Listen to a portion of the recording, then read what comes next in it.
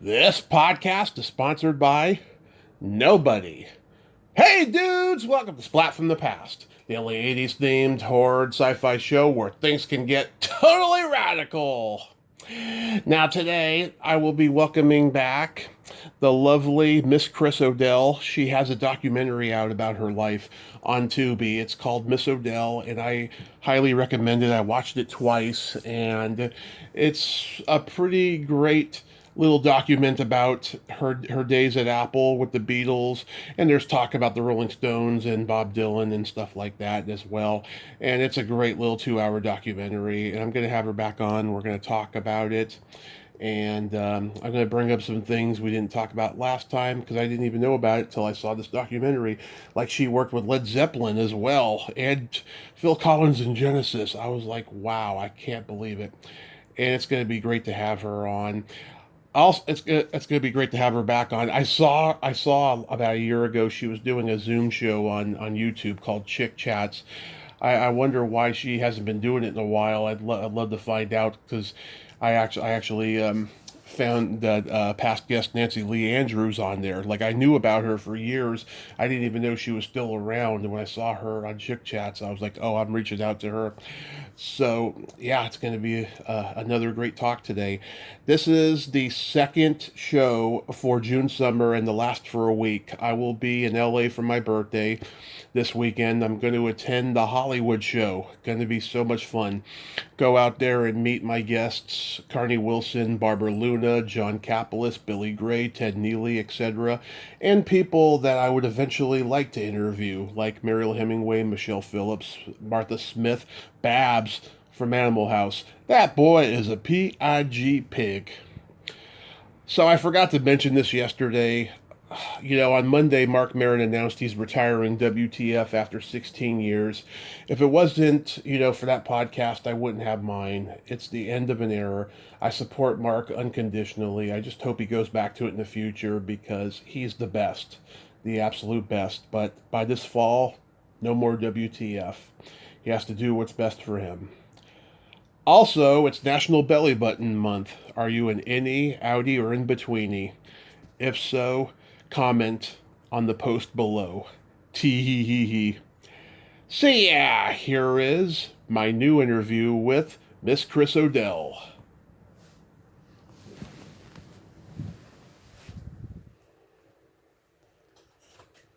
So let's get into the Miss O'Dell documentary. You mentioned Yeah. last time that it was either being made or it was seeking distribution. I can't remember, something along those lines.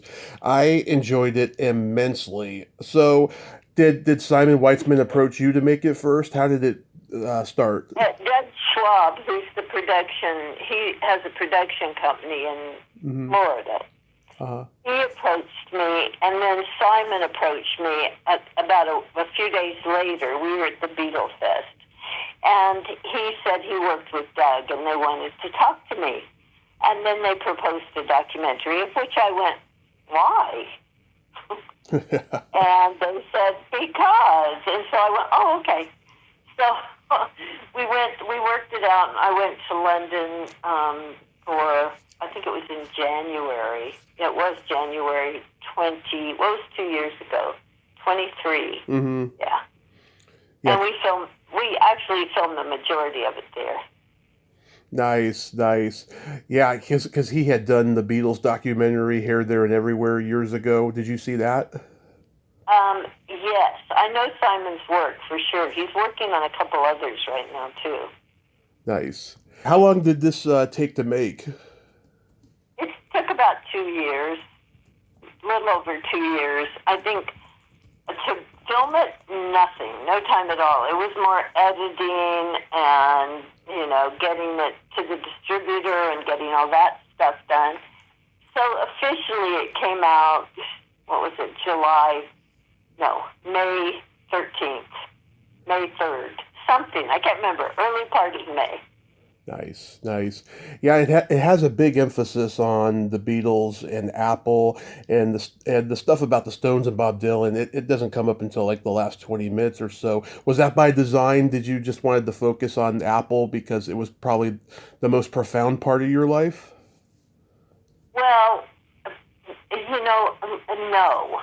The thing is that they do, as Simon and Doug Schwab do, they have a branch of the Maverick Productions called Liverpool West. And that's very much focused on Beatles stuff. So he began making documentaries around people who were affiliated with the Beatles. Fans, me, and Shannon is going to be soon. She's got one that they're working on right now. Personally, we did it in London, so it had that great ability to go back and visit all the different places that were affiliated with the Beatles. And it was certainly a memorable time, and it is undoubtedly the part of my career that most people are interested in. Nice. Yeah, and you reunite with Peter Asher in the movie. I mean, how was that? It looks like it was really good. Oh, I love Peter. We stayed friends all these years, and it was really nice. Yeah, it was really nice doing that with him. It was very comfortable. Yeah, have you two talked since? Actually, yes, I've been to see him twice since then at his show in Phoenix. And Nice. I'm going to see him again at the Beatle Fest in August in Chicago. Oh, that's cool. Yeah. You go into your drug experimentation during those early years. Were you like mostly into pot and LSD and all that stuff? No, I think in my book I wrote about it. I was mostly alcohol. And, I mean, not that I didn't try everything, because that's what we did in the 60s and 70s, especially the 70s. Mm-hmm. But my drugs of choice were cocaine and alcohol, and not in that order. Well, it doesn't seem like, it affected you that much. I mean, you seem very well adjusted compared to a lot of people who was on that stuff back then.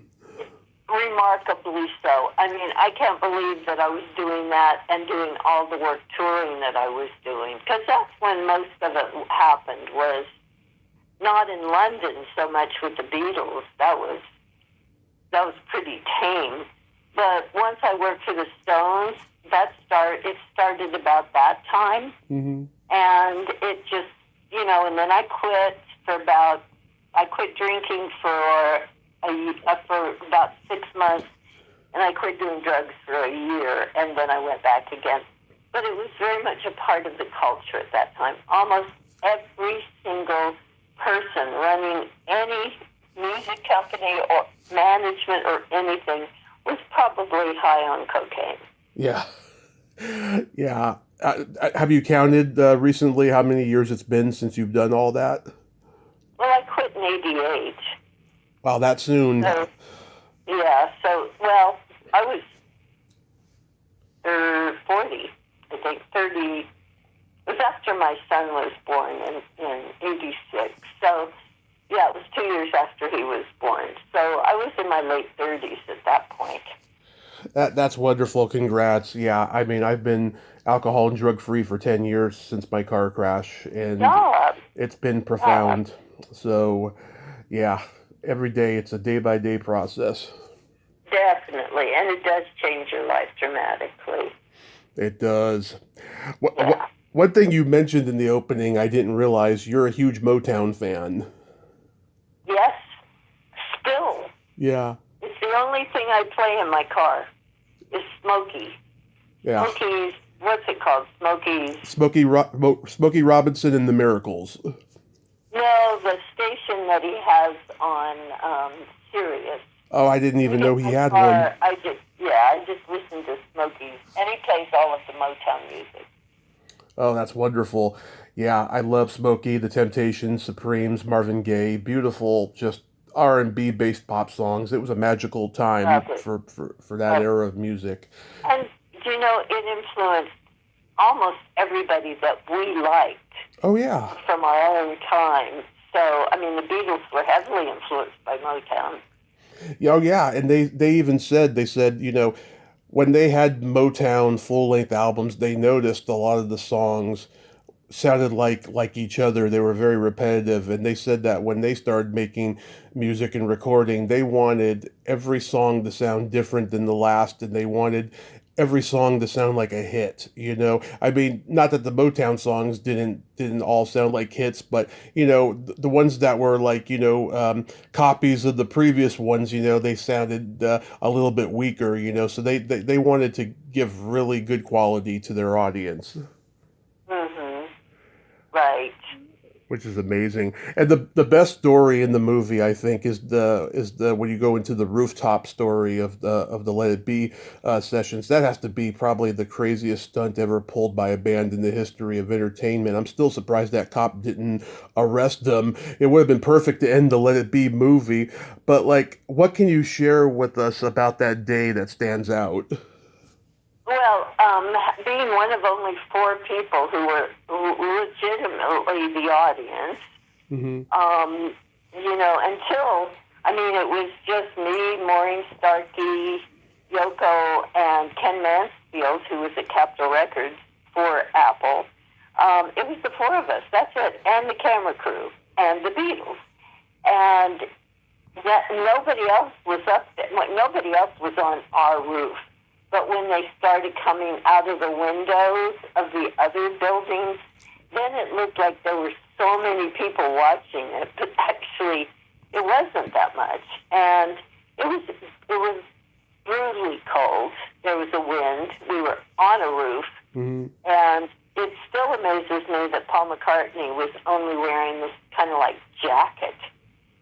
The Yeah. rest of us were in like fur coats or maxi coats, anything, but Paul just wore his regular everyday jacket. So that was, and it did occur to me only recently that I had seen the Beatles at Dodger Stadium in LA on their last tour, American tour, Hmm. and I couldn't see them. They were just like these little tiny things down there. I called them the little stick men, just like I did in the documentary. Yeah. So it occurred to me, I thought, gosh, I've seen him play twice live, not including in the studio by any means, but seen them playing live twice in a concert type of atmosphere. The first time I couldn't see them, the second time I could reach out and touch them. Yeah. I gotta say, anytime I see a movie shot in England, it looks freezing cold, and that footage, yeah, is definitely no exception. I mean, Oh, terrible. I could just see the wind and the exhaust on everyone's face, and the rosy cheeks and everything. Yeah, I Yeah. mean, it looked like it was murder, but it Yeah, it was. was really cold. Yeah, but it was one of the greatest moments in rock history, and John had that great line. I hope we passed the audition. Right, exactly. I think it was fun for them, actually. Yeah, Maybe not for George, because he didn't really want to be there anyway, but I think John and Paul and Billy Preston and Ringo, they had a good time. George, I think he just wanted, I don't know, maybe he had a good time too. Who knows? I, Let's I ask him. yeah, I prefer that rooftop version to Get Back over the studio one. It's just so much rawer and just I just can shuffle my toes to it. It's so good. Yeah, it's a great image. You Yeah. shuffling your toes. Oh yeah. You have a great quote in this movie that gives me chills, and I agree with it so much. You said that sex became a way of getting to know each other. Yeah, that's so spot on because in the swinging 60s and 70s, it seems like everybody was, getting to know each other that way. And then AIDS came in the 80s and completely destroyed that. Yes, well, I think back in those days, we had birth control. Yeah. It was the first generation to have birth control. So that we were able to just enjoy ourselves without the concern of pregnancy in most cases. And yeah, it was just, and the drug use made a difference, and the alcohol use made a difference. All of those things were part of that whole scene. But today they call it friends with benefits. Yes. Yes. Even I use that term, and I've had a couple of Right. those. Yes. Yeah. Yeah, I made this. It was just an amazing time for all of that. Have you gotten any feedback yet from any of the surviving members of any of the bands you've worked with? No, I don't necessarily expect to. Um, but no, not really. Bobby Whitlock, who was with Derek and the Dominoes, he loved it. Mm-hmm. I talked to him about it. I can't think of any of the other. I think Rob Stoner, who played with Dylan on the Rolling Thunder tour, sent me a note Yeah. saying how much he liked it. But, if you're talking about Ringo or Paul, I mean, I don't have contact with them, Uh-huh. so to speak, anymore. Just time has drifted, we've drifted away. They're in other parts of the world, and I'm here. Did Ronnie Blakely see it? I don't know. I can't remember if she wrote me or not. I'm sure she knows it's there. I can't remember. I mean, we are on Facebook together, so Yeah. it's possible she saw it and wrote me a note, and I've just forgotten it with everything going on. I love her. She's one of my favorite guests I've ever had, and she's just so So supportive of she's people. lovely. Yeah, she's just so supportive of people. Just the greatest lady. Yeah, a lot of documentaries are being made about 60s bands now. Did you see that one? I don't even know if it's out because I was looking for it on platforms and I couldn't. There was a zombies documentary out called Hung Up on a Dream. Well, I wouldn't have watched it. Really? No, that was no, but that probably. I mean, maybe I would have if it was like, But I'm immediately thinking, would I watch it? Not. But now that we're talking about it, I'm realizing, geez, they were back in the 70s, though. That was, or the 60s. Well, when I was in LA, when was that? When were they around? The 60s or the 70s? 64 to 68, and then they broke up, and then Argent had his own band. Oh, I might watch it then. Yeah, because they were a part of the British invasion, but they had some weird things happen to them that didn't make them as successful as the other bands did. Yeah. But that album, Odyssey and Oracle, is one of my favorites. I could listen to that anytime, and I just love every song on that album. It's a masterpiece. But yeah, they're a great band. One of my favorites. Have you seen the Bob Dylan movie, A Complete Unknown? Yes, absolutely. Did you like it? Twice, as a matter of fact. Uh-huh. Well, that obviously means you liked it, right? Well, yes. But that doesn't necessarily mean it. The first time I saw it, I had a very difficult time. I saw it in the theater. I had a really difficult time watching actors act as people I knew. It was very difficult to separate that. So I was I was trying to, but it was really, really hard. Like I thought, oh, come on, Timothy. Bob doesn't talk that nasally all the time, Yeah. So, well, he knew him. Maybe now he does talk nasally. I thought the lady that did Joan, the actress that did Joan, had her voice perfectly down. Mm-hmm. She didn't resemble her, and I thought I love Timothy Chalamet, and I thought the singing was excellent. I got a little kind of annoyed at the nasal tone in his speaking voice all the time. So I went back and watched it the second time streaming, and I was able to let go of my own barriers, Yeah. so to speak, and just watch it as a movie. But it is really difficult to watch someone that you know their mannerisms, you've known them, pretty well, and then watch somebody playing them. It's very rare that it translates well. Yeah, I haven't seen it yet, but I'm hearing a lot of good things about it. And I also heard that Dylan, he approved of the movie very well. He thought it was a very good portrayal of himself. I know he said that, but then I heard he didn't. Really? But that's Bob. Yeah, you know. sometimes it's cooler to not like it, I guess. But yeah. I heard you mention at the beginning of the doc you worked with Led Zeppelin. I did not know that. Anything stand out about working with them? Actually, I think that was way overused in the documentary, and we never mentioned Queen. I would have preferred it, but I didn't think of it that much at the time. Yeah. Led Zeppelin, I went to one of their shows with George. No, I went to the party after the show with George and Patty in L.A., and then they came, when I lived in Germany and was working there, they came for one show in Frankfurt that I worked on. And that was it. I didn't have any other interaction with them. I wish now, if I could do it again, I would have put Queen in that position. And I don't even mention working with Queen in there. When we were doing the kind of first showing of this at the Tucson Theater for 3 days, I had to count up how many bands I'd worked with and give a list of the band that we had put together for the premiere of the show. And I came up with 21. Mm-hmm. But they were not all, like I worked in Germany for 4 years, like Fleetwood Mac, Genesis, Phil Collins, people like that, Led Zeppelin, Queen. Those were bands that Bruce Springsteen, they were groups I worked with in Germany, which isn't the same. I went on tour with them, but it wasn't the same. Right.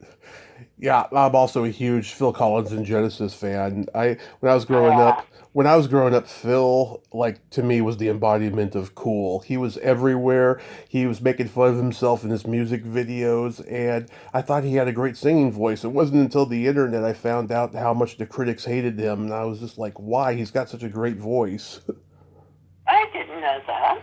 Oh yeah, like there's this weird thing, where we're like, when someone's selling over 100 million albums and stuff, right? There's so many people just putting them down, That's always happened historically, and like Phil was one of them, and I never got why. I mean, yeah, he had the drum machines after a while, and he was a drummer himself, but just they shouldn't, hate the guy because of it. It was a trend at the time.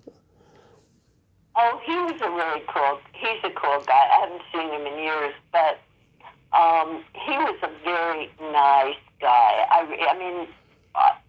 I knew him well during a certain period of time.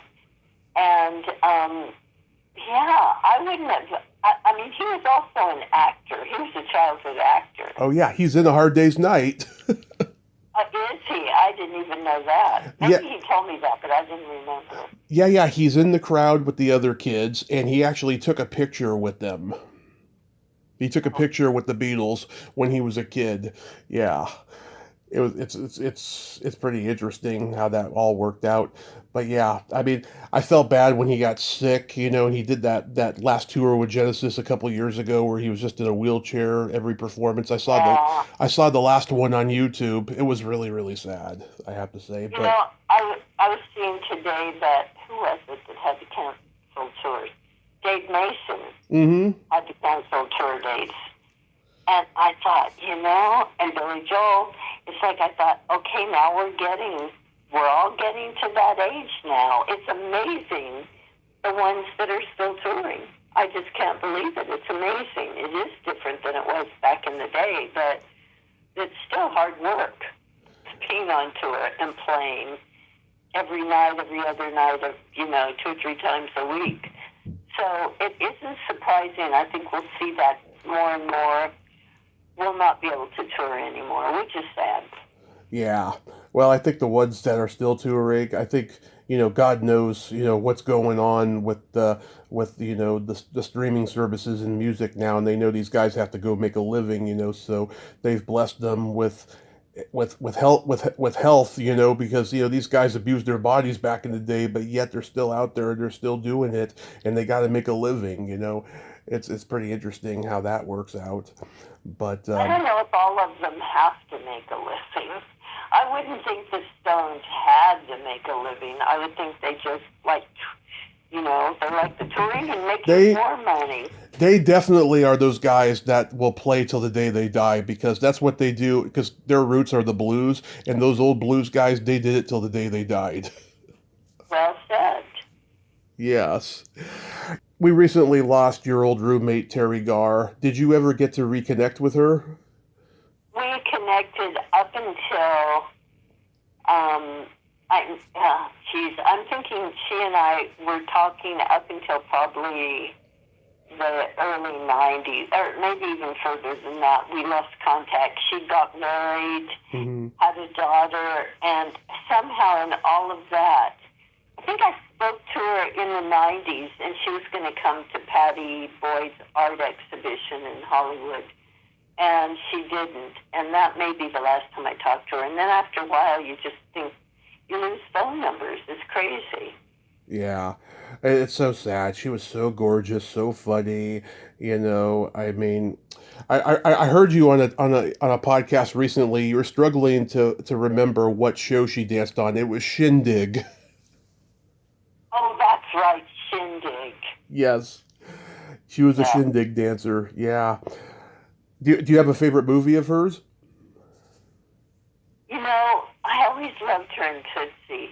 Yeah. Young Frankenstein was really good too, but actually, I kind of liked her. Well, because I loved her so much, anything she did, I loved. Yeah. But Tootsie was for me. Well, Young Frankenstein was sort of a breakout film, but Yeah. Tootsie, she was working, with the best, and it was really good. She was just good. Let's say that. Enough? Yeah, I mean, my favorites were like Young Frankenstein, Oh God, After Hours. She did this. Shelley Duvall had a children's series called Fairy Tale Theater, and she was in the very first episode. It was The Frog Prince with Robin Williams playing the Frog Prince, and she is just so stuck up as a princess. It is hilarious. Oh, good girl.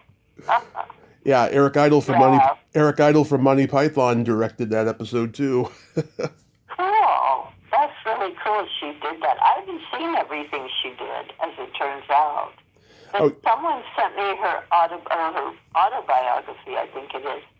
And I still haven't read it. I've got a ton of books sitting here to read that I haven't read yet, so I'll get to it. You should check out that episode. It's on YouTube. Oh, good. What's it called? Fairy Tale Theater, The Frog Prince.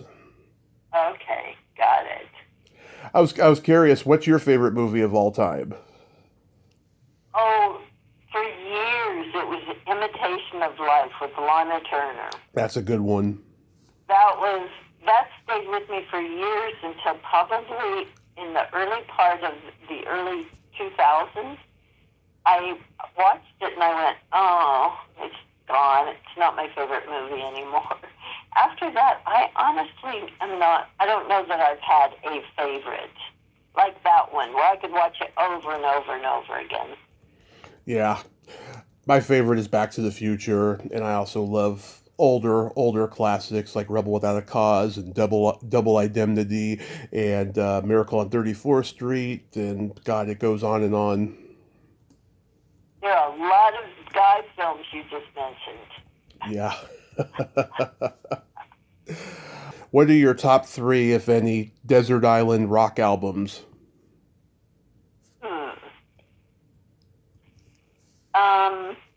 Wow. I don't know. The problem is that working in the business and being I do love the rock that I grew up with, the classic rock they call it today. Yes. I do love that music. It's not as easy for me to accept music today, although I've heard some pretty good things. I actually like the new Miley Cyrus single, which sort of weirds me out. And I like some of like Jelly Roll and some of those people. But of my favorite, I could play a Beatles album anytime. Yes. It's so good. And all of them. yeah, and but for newer stuff, not so much. I can't even really think of three. But when you work with so many people like I did that were such a part of that time, yeah, it's like I can't listen to The Bridge for very long on Sirius XM because a song will play and I love it, but then it just reminds me of the memories of that artist or group. Yeah. It's like it's too exhausting to play a lot of that music because I just have all these memories. Oh, I remember when we did this, blah, blah, blah. Yeah. kind of lost it. That's why I play Motown. I don't have any heavy connections to it. Yeah. Emotionally. So, are you going to bring back Chick Chats? Instead of bringing that back, although I did have fun with that, I'm actually working on a project now with Simon and Ken Womack and a woman called Peter Pamela Rose.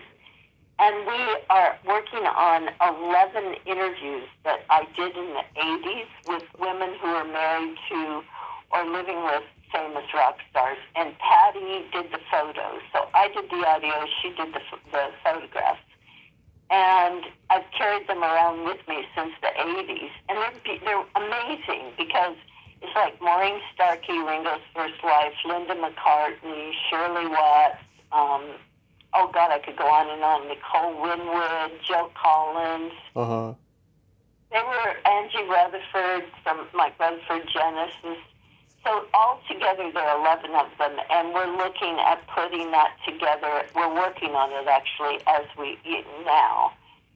Doing it as a documentary, expanding it a little more and adding some more current women to it, and a book. Nice. So that's actually the next project. And I really love that because I'm always about the women. Yeah. I love to hear their stories. Right. Well, majority of my guests are women. I mean, yeah, I do talk to guys too, but I get along with women more than I get along with guys. Yeah, they're easier and they're smart. Oh, no, I won't say that. No, they are smarter. I will say that. They I don't are. want to put up the men listeners because they're pretty cool too. But No, they are. the women the woman is well, first of all, the woman has been given a role and the men have too, that are very unfair roles in our cultures. Right. So it's kind of nice to see it evolve and change for both sexes. Exactly. But yeah, I did enjoy it when you were doing it. The one you did with Nancy Lee Andrews. It's funny. I had no idea she was on social media. I knew who she was from that movie Saturday the 14th, and I love that movie. And when I saw you, I saw your talk with her. I had to find her on Facebook and reach out to her to come on, and she did come on, and we had a blast. She has no filter, and she was hilarious. I know that is true. She's funny. Yeah, you're really close with her, huh? Nancy, I have known for years. I mean, since the 70s. She came and lived with me in LA when she first moved there. So yeah, we've known each other a really long time.